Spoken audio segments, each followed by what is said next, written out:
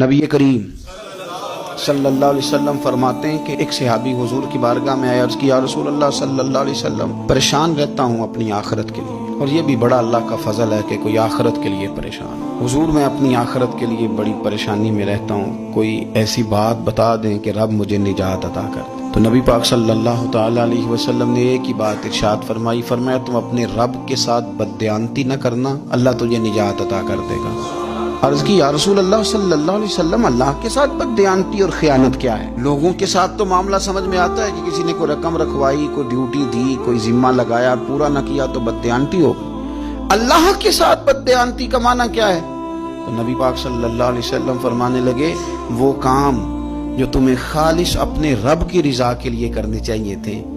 ان کاموں میں اگر تم نے نیت کر لی نا کہ لوگ بھی دیکھ لیں، غیر کا بھی تم نے ارادہ کر لیا، حکم دیا تھا اللہ رسول نے، کرنے تھے اللہ رسول کے لیے، اور جب تم نے ارادہ کر لیا نا کہ ذرا لوگوں کو بھی پتہ چل جائے میں نمازی ہوں، تہجد گزار ہوں، قاری قرآن ہوں، عامل بالسنہ ہوں، شریعت اسلامیہ کا پابند ہوں، جب تم نے یہ والا ذہن بنا لیا نا تو پھر تم نے اپنے رب کے ساتھ بددیانتی کی، پھر تم نے خیانت کی، پھر تم نے ٹھیک نہیں کیا۔ جب تم نے یہ ذہن بنا لیا کہ لوگوں کو پتہ چل جائے۔ حضرت شاہ منصور رحمۃ اللہ علیہ فرماتے ہیں کہ میرا ایک شخص سے بڑا قریبی تعلق تھا اور میں اسے بڑا نیک سمجھتا تھا، اور اچھے الفاظ میں اس کا لوگوں کے ہاں ذکر تھا، لوگ اسے نیک ہی سمجھتے تھے، لیکن مجھے کسی نے بتایا کہ وہ بہت ہی زیادہ بیمار ہے۔ میں تیمارداری کرنے گیا، میں نے اسے جا کے دیکھا تو بڑی اذیت میں تھا۔ میں نے کہا کیا ہوا؟ کہنے لگا حضور اپنے گناہوں کی پاداش میں ہوں۔ میں نے کہا تو بڑا نیک تھا۔ کہنے لگا حضرت جی میرا منصب نیکی کا تھا، میں نے تہجد پڑھی تاکہ لوگوں کو پتہ چل جائے میں نیک ہوں، میں نے تسبیح پھیری تاکہ پیری مریدی میں اضافہ ہو، میں نے سنت شریعت کا لبادہ اوڑھا تاکہ میرے عقیدت مند بڑھ جائیں۔ وہ کام جو اللہ رسول کے لیے کرنے تھے انہی کاموں پر میں نے یہ نظام بنایا کہ جس سے خرابی واقع ہونے لگی۔ حضور پھر میں بیمار ہوا، اتنا بیمار ہوا کہ اٹھا نہیں جاتا تھا۔ ایک دن پھر میں نے قرآن شریف منگایا اور منگا کر کے اپنے صحن میں بیٹھ کر قرآن بلند کر کے کہا اللہ مجھے اس کے صدقے شفا دے دے،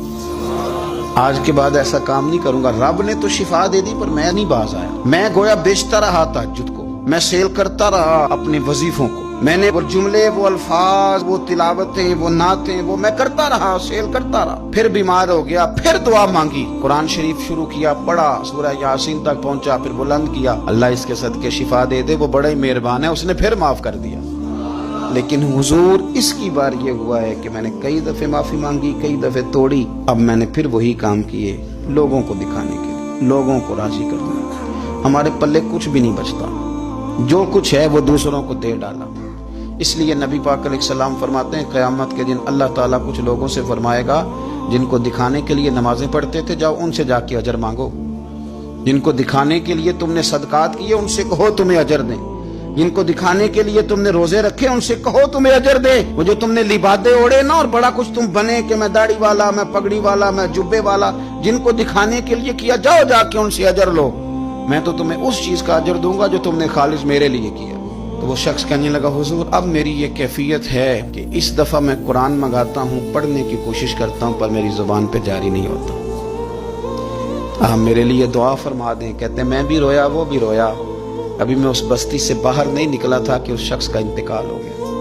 وہ چلا گیا۔ آج تک پریشان ہوں کہ مالک بندہ نوازی فرما، تھوڑا سا اپنے لیے بھی ہمیں کچھ کرنا ہے، ہمیں غور کرنا ہے کہ یہ کام کرتے وقت میرا ارادہ کیا ہے، اس کام سے میرا مقصود کیا ہے، اور جس ارادے سے میں کر رہا ہوں پھر اس کا نتیجہ کیا ہے۔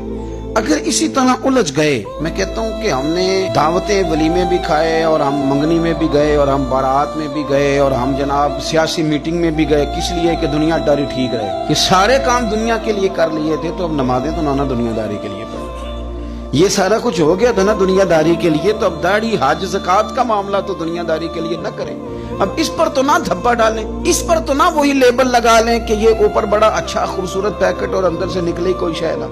خرابی ہو جائے اور صبح قیامت جب راز کھلیں تو پھر ہم سے چھپنے کو جگہ ہی نہ مل سکے۔ نبی کریم صلی اللہ تعالی علیہ وسلم نے ہماری تربیت فرمائی، حضور فرمانے لگے مخلص ہو کے عمل کرنا، اگر تھوڑا بھی ہوا تو تمہیں کفایت کر جائے گا، تمہارے لیے کافی ہو جائے گا، تھوڑا بھی ہوا، شرط یہ کہ وہ خالص ہو۔